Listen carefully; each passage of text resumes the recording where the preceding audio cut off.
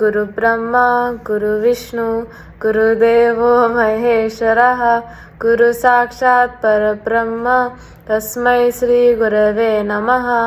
త్రిమత ఏకైక గురువు, ఆధ్యాత్మిక సామ్రాజ్య చక్రవర్తి, శతాధిక గ్రంథకర్త, హిందూ జ్ఞాన ధర్మ ప్రదాత, సంచలనాత్మక రచయిత, త్రైత సిద్ధాంత ఆదికర్త శ్రీ శ్రీ శ్రీ ఆచార్య ప్రబోధానంద స్వామి గారి పాదములకు నమస్కరిస్తూ నిగూఢ తత్వబోధినిలో 1వ పద్యము నాకు ఇవ్వబడింది. నా పేరు ఇందుశ్రీ నాగలలిత ఆవుల. నేను అమెరికాలో అట్లాంటాలో ఉంటున్నాను. 1000 విధముల మెరు వేమన పద్యంబు లబ్ధమిచ్చువాని నరసి జూడ జూడ జూడ గల్గు జ్యోద్యమౌ జ్ఞానంబు విశ్వదాభిరామ వినురవేమ. ఈ పద్యం యొక్క భావము: వేమన యోగి వ్రాసిన పద్యములో చూచుటకు అనేక విధములుగా కనిపించును. ఎవరి లోకము వారిదన్న సామెత ప్రకారము ఒక్కొక్కరికి ఒక్కొక్క విధముగా వాటి భావము తెలియచుండును. చాలామంది ప్రపంచ సంబంధమైన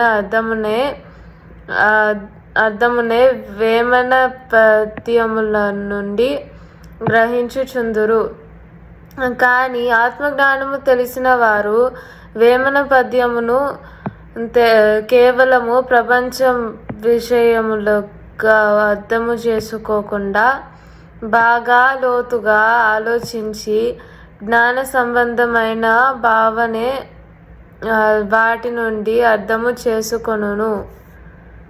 చోరులకు చోరుల చింత, జారులకు జారుల చింత, జగదీశులకు పోరాటపడు చింత, సార వివేకులకు సద్గతి చింత అన్నట్లు ఎవరు ఎటువంటి వారో వారికి అటువంటి భావమును వేమన పద్యముల నుండి దొరుకును. వేమన పద్యములు పైకి ఏ విధముగా కనిపించినా లోపల విచిత్రమైన జ్ఞానము ఇమిడ్చి ఉన్నదని బాగుగా ఆలోచించిన వారికే అందలి జ్ఞానము అర్థమగునని వేమన యోగియే తన పద్యములను తెలిపి ఉన్నాడు.